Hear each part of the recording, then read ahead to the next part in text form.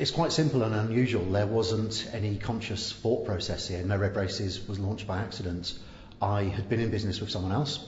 I'd actually been in an estate agency for about 20 years at that point, and my last business relationship went disastrously wrong. I found myself in a position where the business had been taken away from me. I had no way to pay myself any longer, and I had to reinvent myself pretty quickly.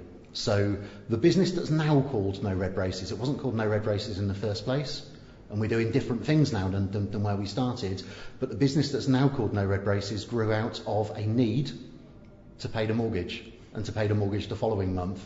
I'd love to say that there was a great creative process behind this, but actually I had to reinvent myself.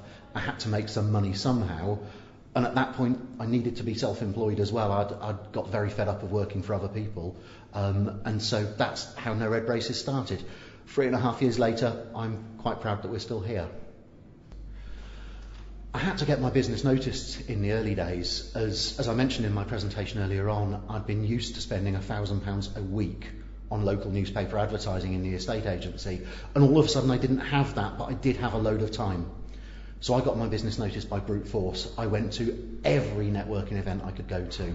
I dominated online business forums. I was all over them chatting to people. I started to use social media as well, and had to do it by brute force. I didn't have the marketing budget to invest in doing anything spectacularly expensive or even mildly expensive, but I did have time and energy to get myself out there and make sure that a lot of people knew me and knew who I was and knew what I was doing. I got it noticed by brute force. That's what I had to do.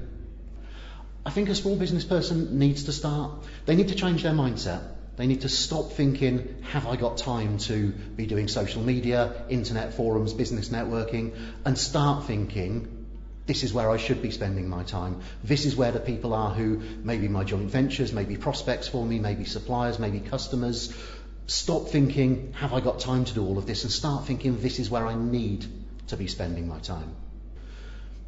You're asking who my favourite tweeter is, and that's the one which I find most difficult to answer, because that varies day by day, because people talk about different things. It might be one day I find something as sad as Viz Top Tips very amusing. It might be another day I find someone says something profound, and it might be the next day I find that I just get into a rapport and a conversation with someone that I'm really enjoying.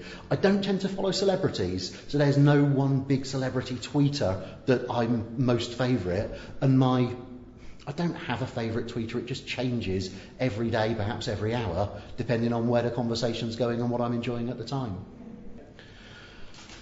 What I really hoped when I put this presentation together for Kimberly Davis today was that the audience would see that there is a joined up approach.